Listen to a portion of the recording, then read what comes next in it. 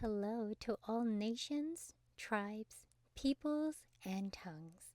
Welcome to Storytime with Rae, where we read the King James Version of the Bible from Genesis to Revelation to take in the wisdom and understanding from the Word. Thank you for joining, and God bless.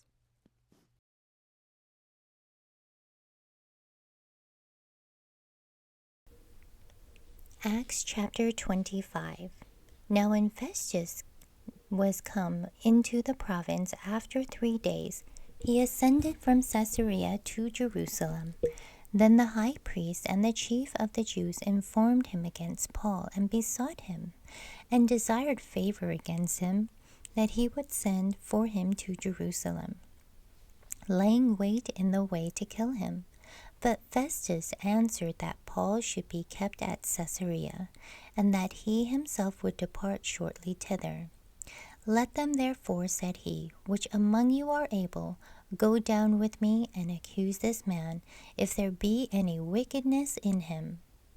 And when he had tarried among them more than 10 days, he went down unto Caesarea the next day, sitting in the judgment seat, commanded Paul to be brought.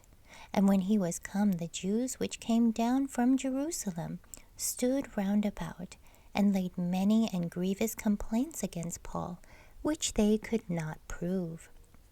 While he answered for himself, neither against the law of the Jews, neither against the temple, nor yet against Cesar, I have offended anything at all. But Festus, willing to do the Jews a pleasure, answered Paul, and said, Wilt thou go up to Jerusalem, and there be judge of these things before me?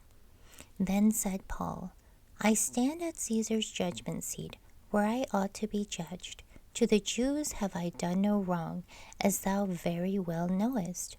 For if I be an offender, or have committed anything worthy of death, I refuse not to die. But if there be none of these things whereof these accuse me, no man may deliver me unto them. I appeal unto Cesar. Then Festus, when he had conferred with the council, answered, Hast thou appealed unto Cesar? Unto Cesar shalt thou go.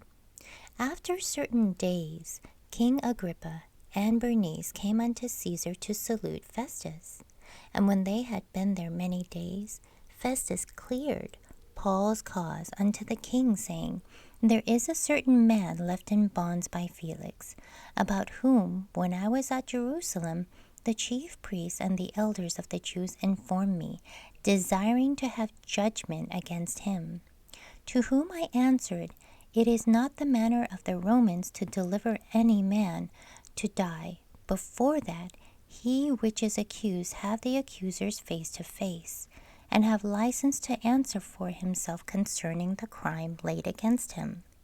Therefore, when they were come hither, without any delay, on the morrow I sat on the judgment seat, and commanded the man to be brought forth, against whom when the accusers stood up, they brought none accusation of such things as I supposed, but had certain questions against him of their own superstition, and one of Jesus, which was dead, whom Paul affirmed to be alive.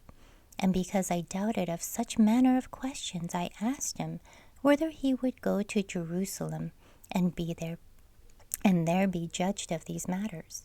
But when Paul had appealed to be reserved unto the hearing of Augustus, I commanded him to be kept till I might send him to Cesar. Then King Agryppa said unto Festus, I would also hear the man myself. Tomorrow, said he, thou shalt hear him. And on the morrow, when Agrippa was come to, and Bernice, with great pomp, and was entered into the place of hearing, with the chief captains and principal men of the city, at Festus' commandment Paul was brought forth. And Festus said, King Agrippa, and all men which are here present with us, ye see this man, about whom all the multitude of the Jews have dealt with me, both at Jerusalem and also here, crying that he ought not to live any longer. But when I found that he had committed nothing worthy of death, and that he himself hath appealed to Augustus, I have determined to send him, of whom I have no certain thing to write unto you, my lord. Wherefore I have brought him forth before you, and specially before thee, O King Agrippa, that after examination I might have somewhat to write. For it seemeth to me unreasonable to send a prisoner, and not withal to signify the crimes laid against him. Thank you so much for joining and listening to this beautiful chapter. I highly recommend it as a personal read. Please join me on the next chapter as we dive in deeper into the Word. If you do love the Word as much as I do, express so by liking, sharing the Word with your loved ones, and even subscribing.